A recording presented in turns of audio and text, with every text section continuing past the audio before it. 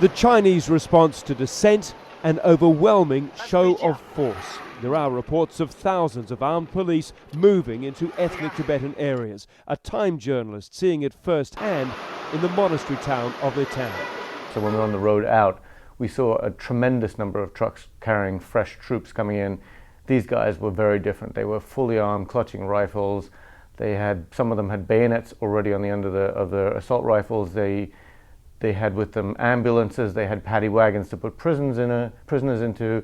They had everything for a very long occupation. It looked like they were going to war.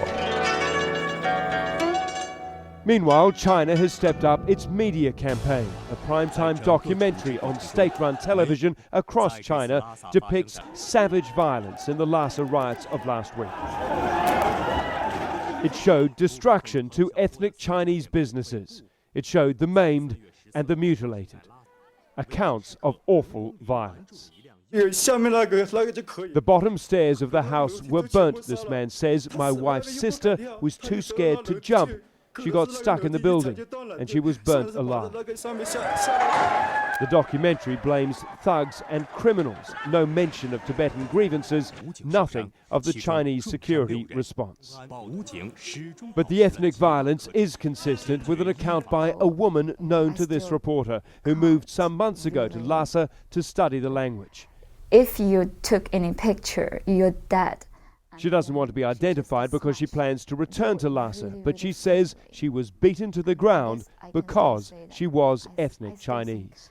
So I couldn't even stand up. So I fell down on the ground, and then people came to me, kicked me.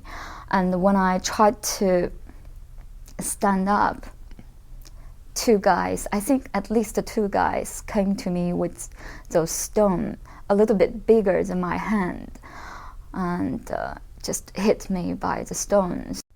She was saved, she says, by a Tibetan youth. A Tibetan guy, a young guy, came to me. He looks like 20 years old, and he came to me, protect me in his arms. I don't know why, just, he's so like an angel, and he came to me, protect me. So I was really desperate. I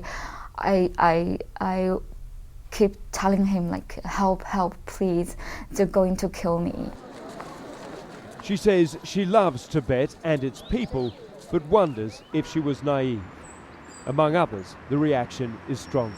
I think the minority people are bringing this violence at a crucial time on purpose.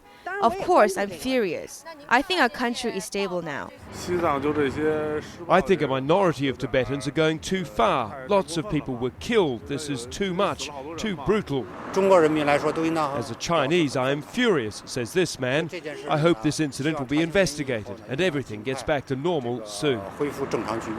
In this environment, CNN and other foreign news outlets have received a barrage of threats this week, some of them explicitly violent. The main complaint, that international reporting has been too sympathetic to the Tibetan cause. Hugh Rimmington, CNN, Beijing.